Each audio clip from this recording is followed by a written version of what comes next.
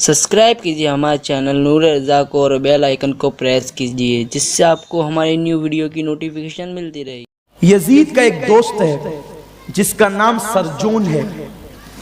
Yazid की सारी पोल खोलने वाला और यजीद के सारे कच्चे चिट्टों को बेनकाब करने वाला सबसे ज्यादा अगर कोई है तो वो सरजून है।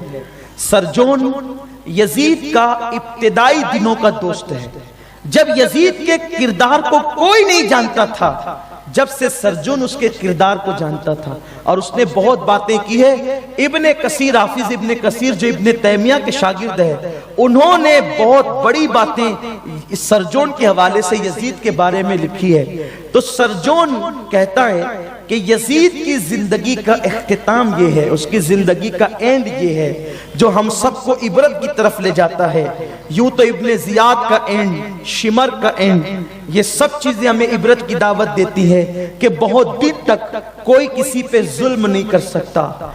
एक दिन वो जरूर आता है जब जालिम को कुदरत उसके जुल्म का मजा चखाती है। और फिर याद रखना, जिसको सजा नहीं देना होता है उसकी छोटी सी गलती पर भी उसे टोक दिया जाता है और बचा लिया जाता है, और जिसे सजा देना मंजूर होता है उसे खूब ढील दी जाती है, खूब ढील दी जाती है। इतनी ढील कि इंसान गुनाह करते करते गुनाहों में डूब जाता है, आदी हो जाता है गुनाह करने का। जो लोग दौलत की बुनियाद पे पाप करते हैं, जो लोग दौलत की रेल पेल की बुनियाद पर अय्याशियां करते हैं, वो सोचते हैं कि कुदरत हमें माल देकर भूल गई, हमें महल देकर भूल गई। लेकिन सुन लो, मेरा रब किसी को भूलता नहीं है। अगर कोई तहतुस्सरा की तह में जाकर गुनाह करे तो भी कुदरत उसे देखती है। इसलिए ताकत के बल पर, जवानी के बल पर, माल के बल पर कभी अल्लाह की नाफरमानी न करना, वरना कुदरत जब डोरी टाइट करती है तो फिर इंसान के तौबा के लिए भी हाथ नहीं उठते। तो यजीद ने खूब अय्याशियां की, बंदरों का नाच देखना, मुर्ग लड़ाना। इसी तरह से माज़अल्लाह सरजून ने यहां तक कहा है कि यजीद उस बदतरीन जात का नाम है कि जब उसकी शहवत भड़कती, हया के पर्दे में कहना चाहता हूं, उसकी शहवत भड़कती तो वो सौतेली मां के साथ भी अपनी जरूरत पूरी करता, वो फूफी के साथ भी अपनी जरूरत पूरी करता। इतना ही नहीं, वो लड़कों के साथ भी अपनी जरूरत पूरी करता। सरजून के बयान के मुताबिक यजीद उस बदतरीन इंसान का नाम है जिसने कुत्तों के साथ भी बदफेलियां की है। यजीद के मुहिब्बीन कम से कम हमारा बयान न सुनते, इब्ने तैमिया के शागिर्द इब्ने कसीर को पढ़ लेते तो कम से कम रहमुल्लाह और अमीरुल मोमिनीन तो न कहते। अरे तुम यजीद को रहमुल्लाह कहते हो और अमीरुल मोमिनीन कहते हो तो हर अमीरुल मोमिनीन पे सवालिया निशान खड़ा हो जाएगा। लोग कहेंगे माज़अल्लाह कि यजीद भी अमीरुल मोमिनीन, हजरत उमर भी अमीरुल मोमिनीन, तो क्या माज़अल्लाह हजरत उमर का किरदार यजीद की तरह था? अस्तग़फिरुल्लाह। सोचो, शर्म करो, दीन को क्यों बदनाम करना चाहते हो? तो कुत्तों के साथ बदफेली करने वाला यजीद है। मेरे इल्म में अभी तक ये बात नहीं आई। अल्लाह रसूल की अता से हमने अपने बुजुर्गों की बहुत किताबें पढ़ने का शरफ हासिल किया है, लेकिन मुझे फिरऔन के मुतालिक भी ये बात नहीं मिली कि उसने कुत्तों के साथ बदफेली की। नमरूद के मुतालिक भी ये बात नहीं मिली। बुख्त नसर के बारे में, अबू जहल वगैरह के बारे में भी ये बात हमने न पढ़ी न सुनी कि उसने कुत्तों से बदफेली की। लोग कहते हैं हजरत इमाम आजम ने यजीद को काफिर नहीं कहा, तुम लोग इतनी उसकी बुराई मत किया करो। तो आप समझते क्या हैं कि अगर उसको काफिर नहीं कहा तो क्या मुसलमान कहा है? इमाम आजम ने ना उसको मुसलमान माना ना उसको काफिर कहा। और इमाम आजम की फिक्री नुदरत तुम क्या जानो, तुम्हें तो हनफियत की हवा भी नहीं लगी है। दरअसल अगर काफिर कह देते इमाम आजम, उनकी फिक्री बसीरत देखो कितनी अजीम है, उनकी दूरंदेशी देखो।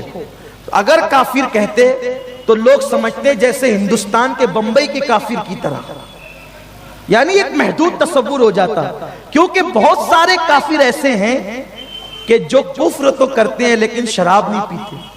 आपके बंबई में बहुत सारे काफिर ऐसे हैं جو لوگوں کے شراب چھڑانے کے لیے دوائیاں دیتے ہیں، ہے نا؟ ایسے کافر ہیں، بہت سے کافر ایسے ہیں جو کافر ہیں لیکن زانی نہیں ہیں، جو زنا کے بارے میں تقریریں کرتے، لیکچر دیتے ہیں مت جاؤ زنا کی طرف۔ کوئی ضروری نہیں کہ کافر ہو تو زنا بھی کرے، کافر ہے لیکن زنا نہیں کرتا، کافر ہے لیکن شراب نہیں پیتا، ایسا بھی ہے۔ اگر یزید کو کافر کہہ دیتے تو لوگ سمجھتے ویسا کافر جیسے مالیگاؤں میں کوئی کافر رہتا ہو، جیسے بمبئی کا کوئی کافر ہو۔ لوگ شیطان کو کافر نہیں کہتے، کیونکہ شیطان ایک اصطلاح کا نام ہے، یعنی جب بھی شیطان آئے گا، کفر کی جان شیطان، لڑائی لگانے والا شیطان، زنا کروانے والا، یعنی اس کا نام آیا اور ساری گندگی سامنے آ گئی۔ تو یہ شیطان ایک خود اصطلاح ہے، اسے کافر، منافق، مشرک کہنے کی ضرورت نہیں۔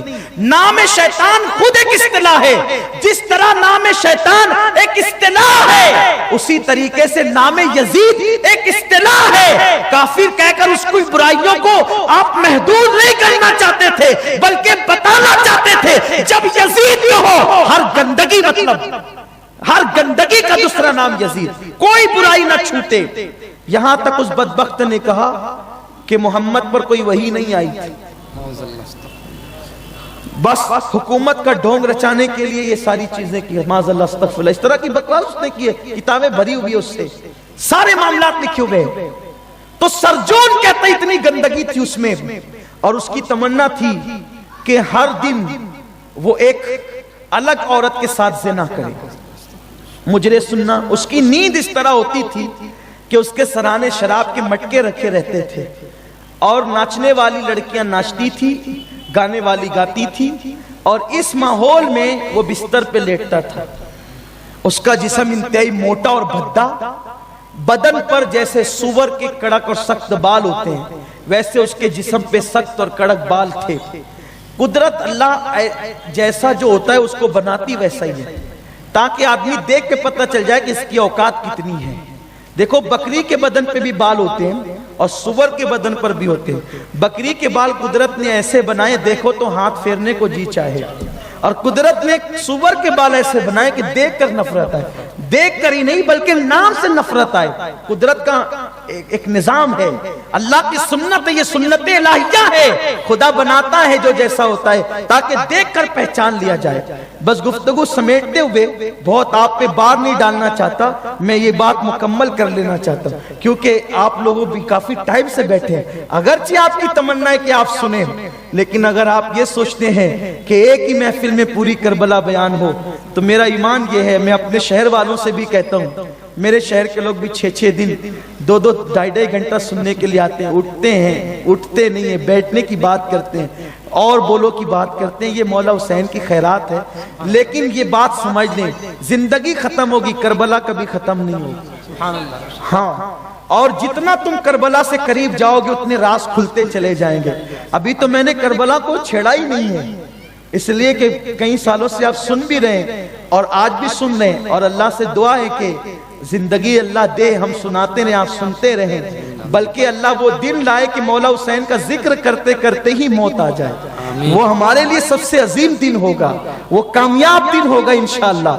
تو اتنا بھی میں نہیں کہوں گا کہ آپ حضرات کو ہضم نہیں ہو، میں اپنی گفتگو سمیٹوں گا، اور اتنا خزانہ ہے کربلا کا کہ راتیں گزرے گی، باتیں ختم نہیں ہوگی انشاءاللہ۔ تو یزید موٹا بھدے جسم کا، اور اس کے بدن پر کڑک اور سخت بال تھے جیسے سور کے بدن پہ ہوتے ہیں، اور ہر رات اس کی شراب سے رنگین تھی۔ یہ کوئی مبالغہ نہیں، میں جتنی باتیں کہہ رہا ہوں ایک ایک سطر کا حوالہ کتاب میں ہم بتا سکتے ہیں الحمدللہ تعالی۔ ایسا نہیں کہ میں غلو کر رہا ہوں، قطعاً یہ بات نہیں ہے، آپ اٹھا کر کے دیکھیں، اور جو خارجیوں کے نزدیک معتمد علیہ مورخین ہے ان کی کتابوں میں یہ بات موجود ہے۔ ہمارے مورخین نے تو لکھا ہی ہے لیکن ان کے یہاں بھی یہ باتیں لکھی ہوئی ہے۔ اس کو لڑکیوں کا، عورتوں کے ساتھ محبت کا شوق تھا، جو سوتیلی ماں کو نہ چھوڑے وہ کس کو چھوڑے گا۔ ایک عیسائی لڑکی تھی، اس لڑکی کے ساتھ یزید کو محبت ہوئی۔ بات سچی تو یہ ہے کہ جس کے دل میں آل نبی کی محبت نہیں وہ کسی سے محبت کبھی نہیں کر سکتا۔ وہ محبت کیا تھی؟ وہ نفس کی خواہش تھی، نفسانیت تھی۔ وہ اس نے محبت کا ڈھونگ رچایا اس عیسائی لڑکی کے ساتھ، لیکن وہ لڑکی تھی بڑی ہوشیار۔ یزید کی موت کی مختلف روایتیں ہیں، لیکن ہر دن ہم الگ الگ روایتیں اس لیے پڑھتے ہیں تاکہ ساری روایتیں آپ کے سامنے ہو اور آپ سب سے عبرت حاصل کریں۔ اس کا جو دوست سرجون تھا، سرجون اور یہ دونوں جاتے تھے اس لڑکی سے ملنے، تیسرا کوئی نہیں ہوتا تھا۔ تو لڑکی اتنی ہوشیار تھی، وہ سرجون کو بھی لبھاتی تھی اور اس کو بھی۔ اسی میٹر میں دونوں میں دشمنی ہونے شروع ہو گئی۔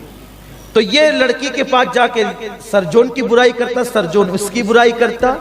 تو چونکہ اس کے پاس حکومت اور سلطنت تھی، تو اس لڑکی کو اس نے کہا کہ میں تیرے ساتھ نکاح کرنا چاہتا ہوں، اور وہ لڑکی نے کہا ٹھیک ہے، اگر نکاح کے لیے تیار ہے تو کل آئے گا تو اکیلا آنا، سرجون کو ساتھ نہ لانا اور کسی سپاہ کو ساتھ نہ لانا، اور ہم پھر تیرے ساتھ نکاح کریں گے۔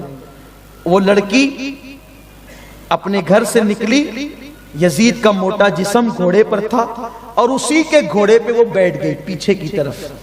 زبان حیا اس پہ بھی خاموش ہے کہ ایک موٹے انسان کے ساتھ ایک لڑکی اگر ایک گھوڑے کی پیٹھ پر بیٹھے تو فاصلے کتنے سمٹے ہوں گے یا کتنے نہیں ہوں گے آپ اچھی طرح جانتے ہیں۔ بس صرف منظر کشی کرنا ہے اور بتانا یہ ہے کہ یزید کی زندگی کا اختتام کیا ہے، کس حالت میں اہل بیت کے گستاخ کو موت آئی اور اس کا انجام کیا ہوا۔ اللہ اکبر۔ پھر وہ لڑکی بیٹھی اور اس نے گھوڑے کو ایڑ لگا دی۔ وہ مہارت رکھتی تھی گھوڑا دوڑانے میں، گھوڑا دوڑتا رہا، یزید اچھلتا رہا، حتیٰ کہ گھوڑا پسینے پسینے ہوا، اور یزید چونکہ موٹا انسان تھا جلدی تھک گیا وہ، اور ایک جنگل میں پلان کے مطابق ایک گھوڑا اور بندھا تھا اور کچھ لوگ وہاں پر موجود تھے۔ لڑکی اس گھوڑے سے اتر کر اس گھوڑے پہ اس نے چھلانگ لگائی اور بیٹھی، اور اس نے کہا یزید نکاح کی شرط یہ ہے، ہم دونوں دوڑ لگاتے ہیں گھوڑے کی، اگر تو آگے نکل گیا تو نکاح ہوگا ورنہ نہیں۔ اس کا گھوڑا بھی تھک چکا تھا اور یہ بھی تھک چکا تھا۔ لڑکی گھوڑا دوڑاتی رہی، یہ آگے کرنے کی کوشش میں خوب بھگاتا رہا، حتیٰ کہ بہت یعنی کہ دیر تک کہ یہ سلسلہ چلتا رہا، اور پھر یہ پسینے سے شرابور ہو کر اپنے گھوڑے کی لگام چھوڑ کر گھوڑے سے زمین پہ گرا۔ جب گھوڑے سے زمین پہ گرا تو یہ تڑپتا تھا مجھے پانی دے دے، پانی دے دے، اور کہتا تھا کہ کسی طرح تیرے ساتھ میرا نکاح ہو جائے۔ تو لڑکی نے اس کے سینے پہ پیر رکھا، اس عیسائی لڑکی نے، اور پھر کہا ظالم تو پانی مانگتا ہے اور تم مجھ سے نکاح کی بات کرتا ہے۔ میں نے سنا ہے کہ تیرے حکم سے تیرے نبی کا گلشن ویران ہوا، جو اپنے نبی کی اولاد کا وفادار نہ ہوا وہ میرا کیا وفادار ہوگا۔ میں تو مذہب کے اعتبار سے عیسائی ہوں۔ اس لڑکی نے کہا جب تو اپنے نبی کی اولاد سے بے وفائی کرتا ہے مجھ سے وفا کب کرے گا؟ اور اس نے اپنے کمر سے خنجر نکالا اور یزید کی شہرک پر اس حالت میں جبکہ وہ پیاس کے لیے تڑپ رہا تھا اس کی گردن پر وہ خنجر چلا دیا۔ اب اس کا ملک شام میں رہنا خطرے سے خالی نہیں تھا، تو اس نے سرجون کو بلایا اور یہ واقعہ بتا کر وہ سرجون کے ساتھ فرار ہو گئی، اور اب یزید کو کاٹ دیا گیا، وہ مر گیا۔ یہ داستان کسی کو پتا نہیں۔ یزید کے 8 بیٹے تھے، وہ بیٹوں نے یزید کو ڈھونڈنا شروع کیا، تلاش کرنا شروع کیا، لیکن کہیں نہیں پایا۔ پھر ایک مرتبہ حکومت کے کچھ سپاہی یا کچھ لوگ شکار کے لیے جنگل میں نکلے، تو یزید کے لاشے کو انہوں نے اس حال میں پایا کہ اس کا لاشا سڑ رہا تھا اور اس میں کیڑے موجود تھے۔